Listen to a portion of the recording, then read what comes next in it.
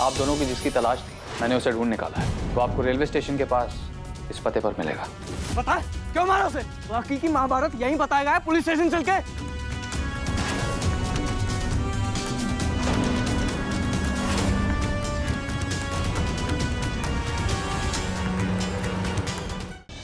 File जब ये इंसान ही नकली है तो पुष्कर ने 2 मिनट के अंदर अंदर इसका पता कहाँ से ला दिया? पहले से कई सवाल मेरे दिमाग में खटक रहे हैं। सौदेबाजी ही करनी है तो पैसे लाओ और लड़की ले जाओ। मंजूर, तो आज शाम same place, I'll be waiting.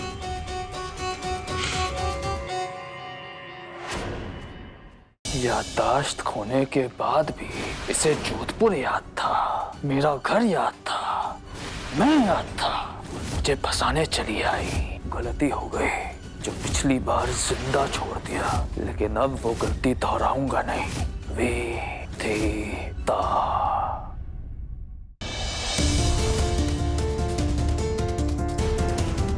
Kabir, हाँ जी, माफ करना। एक बार फिर मैं आपको बिना बताए जा रही हूँ आपके घर से। प्लीज आंटी जी, कबीर को समझाना, उस पागल से कहना कि उसकी जिम्मेदारी अब खत्म हुई, वो दिल्ली लौट जाए अपनी दुनिया में, अपनी परी के पास। मैं जा रही हूँ हमेशा के लिए।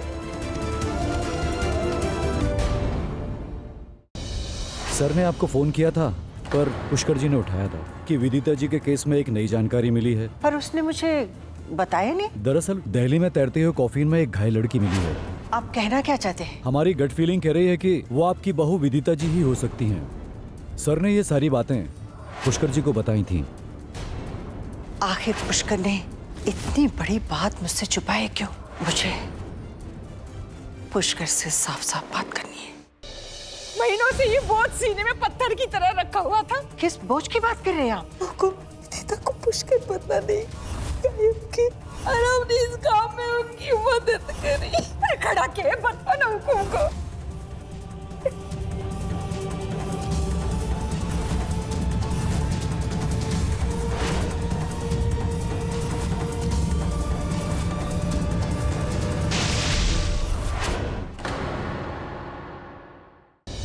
पर आंटी जी, उसकी याददाश्त हम कैसे वापस लाएंगे? इस वक्त उसके दिमाग में बीता हुआ कल छिपा बैठा है। कल विदिता के हर पसंद नापसंद उस पर आजमाएंगे। इनसे मिलो। ये चेहरे में पहचानती हूँ, नाम ज़बान तक है, लेकिन मेरे दिमाग में नहीं आ रहा। पहले इस घर के तीसरे मेहमान से तो मिल लो। पिछली बार जब हम मिले थे तो ये मेरे पेट में था। मुझे याद आ गया, मैं विदिता हूँ। अपने बेटे के हर आंसू, हर तकलीफ का बदला लेना है। कबीर, कानून उसे वो सजा नहीं दे पाएगा जिसका वो हकदार है, लेकिन आज एक माँ एक मिसाल कायम करेगी। अपने ही बेटे को अपने हाथों से सजा देगी।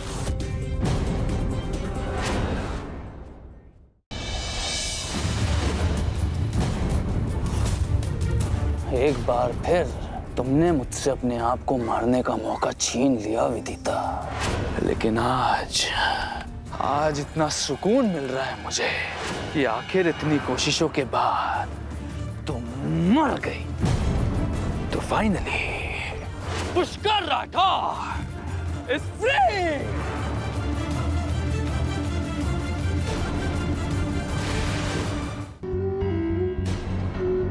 संभालिए अपने आप को हुकुम। आप ऐसे घबराएंगी तो कैसे काम चलेगा?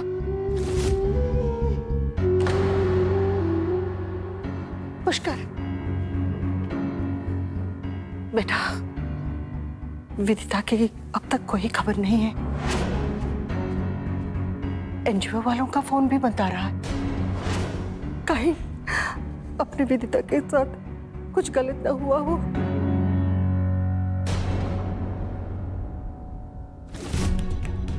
पुष्कर, ये बैग, तू कहीं जा रहे हो?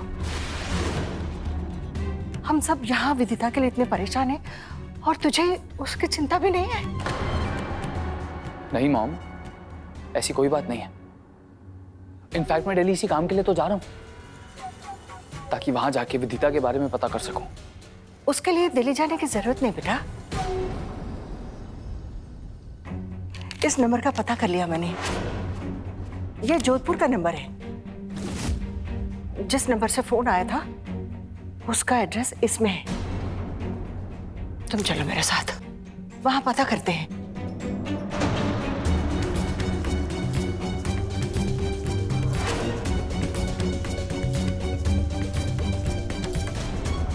चलो। नहीं मॉम, आपको चिंता करने की जरूरत नहीं है। ऊपर वाले ने अगर उम्मीद की किरण दिखाई है तो आप भी भरोसा रखिए, क्या पता आज विदिता आ जाए। ये आप मुझे दे दीजिए, मैं और रंगीला जाके सारी डिटेल्ड इंफॉर्मेशन निकालते हैं। ठीक है मॉम? ठीक है बेटा, जैसे तुझे पता चले तो मुझे फोन करना। जी मॉम। चल रंगीला। जी। चलो आशा जी, ड्रामा खत्म, अब हम अपना काम करेंगे।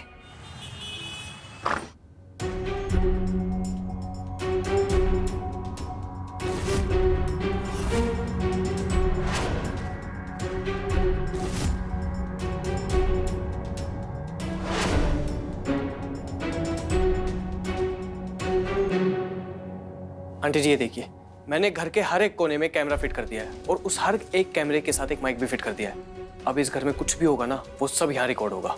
अब हम अपने प्लान के हिसाब से पुष्कर को इतना डराएंगे कि वो डर के मारे अपने सारे गुनाह कबूल कर लेगा और वो सब यहाँ रिकॉर्ड हो जाएगा।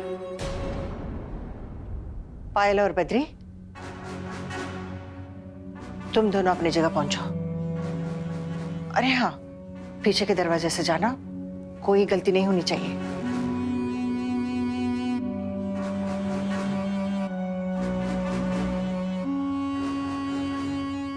हमने तो यहीं का एड्रेस दिया था, लेकिन मुझे नहीं लगता कि इस घर के नाम कोई नंबर रजिस्टर हो सकता है। हालत दिख रहा है इस घर की? हाँ, पर हुकुम ने नंबर निकाला है तो सही निकाला होगा ना। भाई गए हैं यहाँ पर तो पूछताछ कर लेते हैं जितना हो सके। भूत बनने के लिए पहले मरना पड़ता है।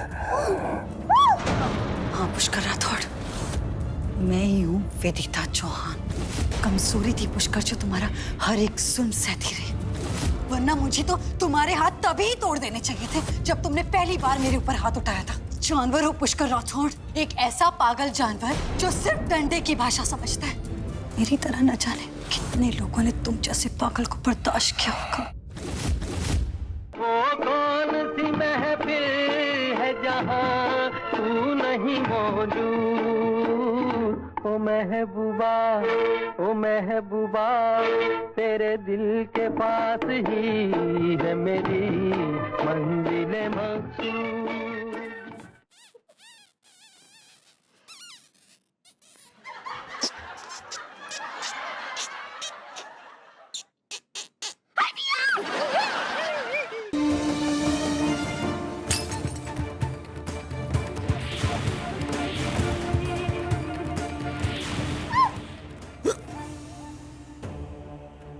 वेदाई, तो जानती है ना मुझे। एक बार मेरी सनक गई ना तो मुझसे कोई नहीं बच पाता। सच सच बता, तूने किया है ना सब कुछ? मैंने कुछ नहीं किया संग्राम भैया, भगवान की कसम, माता की कसम।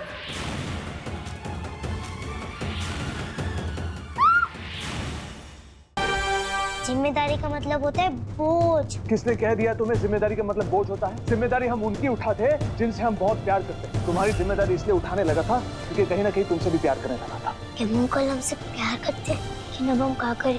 गेमू अंकल तो कागज पर साइन कर चुके हैं और हमने मापू से भी वादा किया कि हम यहाँ से चले जाएंगे। रुक्मणी के कष्टों को स्वयं पर ले भक्त को भगवान से भी उच्चतम स्थान देते हैं श्री कृष्ण। परीक्षा मेरी थी, किंतु दुख आपने सहा। आग पर मैं चली और तलवा आपका जला। मेरा ताप आपने धारण कर लिया था ना। और बांसुरी बजा करते हैं शिशुपाल के मंगल को अमंगल में परिवर्तित।